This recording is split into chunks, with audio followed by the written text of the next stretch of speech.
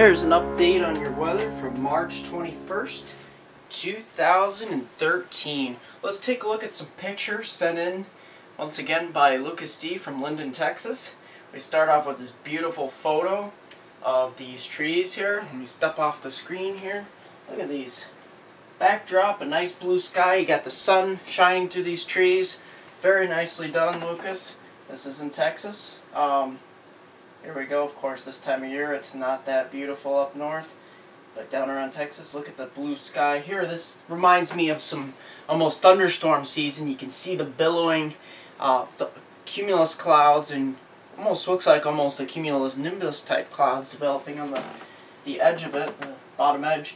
You got a tree here. It looks like it's getting its leaves blossoming nicely with a nice backdrop of a blue sky here in Linden, Texas.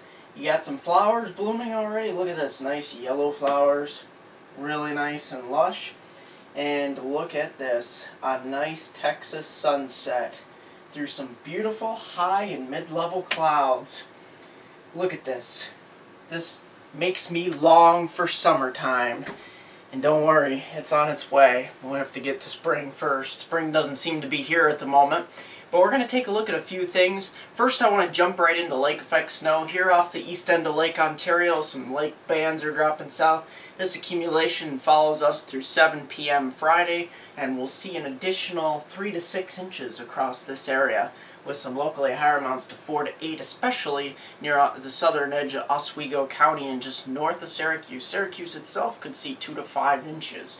Here on the east end of Lake Erie, for that matter, the northeast suburbs of Cleveland could pick up an additional 2 to 5 inches of accumulation. Then off towards Erie, Pennsylvania, that's where we get in just inland. It's going to be mainly away from the lake, about 10 or so miles inland.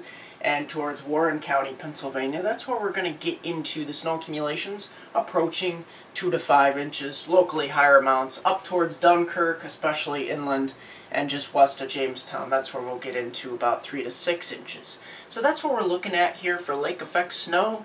Let's get right into the scenario for the update for the winter storm that's going to affect.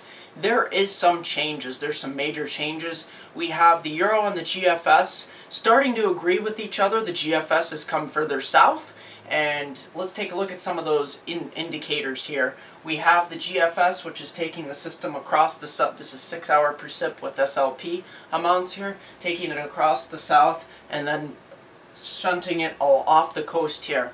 And that's where it keeps most of the precipitation from southern Ohio, southern Pennsylvania on southward, but really produces a lot of wintry precipitation across the Appalachians, as well as Virginia, and possibly our nation's capital, parts of southern Pennsylvania, southern New Jersey. So we're going to keep an eye on that. GFS and Euro, very much the same here. You can see the Euro is a little bit further south here. The Canadian, that one is a little bit further north. We're going to continue to watch this trend and see if this continues. But here's my setup. This is what I'm looking at for the near future here. And we're going to continue to watch this here as this low pressure. I've just slightly bring things a little further south, the low pressure just heading just due south of the Ohio Valley. And then we get a quicker return, a pickup on the low pressure system, which will then head out to sea. That looks like the models are indicating that the high pressure systems over central Canada and eastern Canada will be so strong that it will push the system and not allow it to come up the east coast. We will have to watch that trend though, because if this low pressure, just like in the hurricane season, you have a subtropical Bermuda high. Once a tropical system finds a weakness in that subtropical ridge, it allows the system to move up through that ridge. We'll have to watch for the same kind of thing to see if the low pressure system finds a weakness in that blocking. However, I'm going to show you something that's going to be interesting as to how strong the blocking is, and it has to do with the next 24 hours, and I'm going to show you briefly here.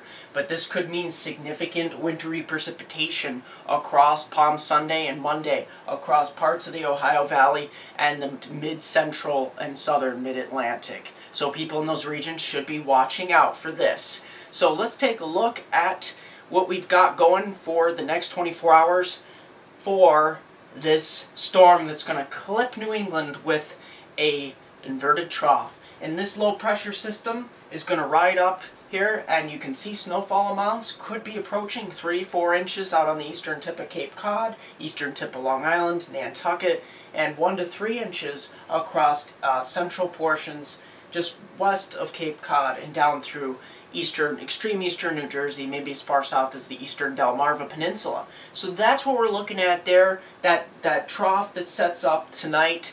And let me show you the model where it takes that low. You can see that low, and it brings it further north. Look how strong this low is. This is a bomb. Thankfully, it's off the coast because many New England residents don't want to see any more snow. But you can see how once it gets up through here, it starts to bend more towards the west. The low pressure system doesn't have anywhere to go, and it starts bending back towards Maine. By that time, though, it'll be weaker, so we don't have to worry too much about a significant blizzard. But it just shows how strong this blocking is across eastern Canada and central Canada. And that could have implications for next week's storm. Now, next week's storm, whether it heads out to sea or it tries to go north and then bend back west, we're going to have to watch that because historical trends point towards the latter. So I'm going to continue to watch that for you. Take a look at temperature trends.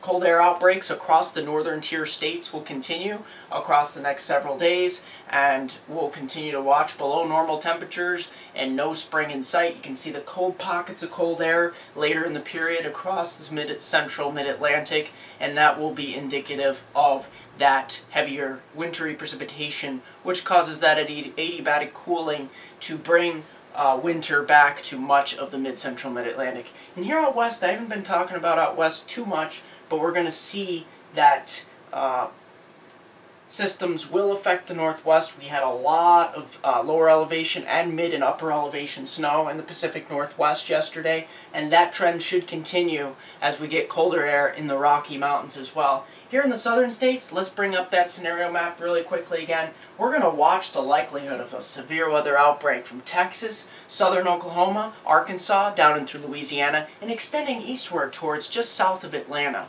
starting the early part of next week. So you'll want to tune in for that for later updates.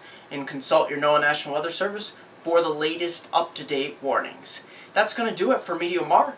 Like me on Facebook, subscribe to us on YouTube. Visit my website, MeteoMark.com. Here's a 4-day forecast for my hometown viewers from Binghamton to Elmira and the northern tier counties of Pennsylvania.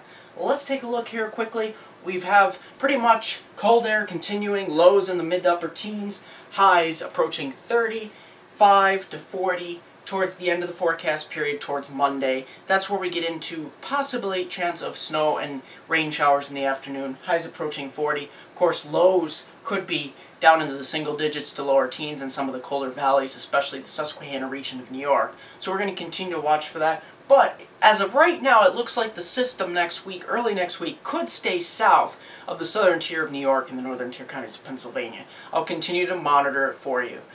That's going to do it for MeteoMark.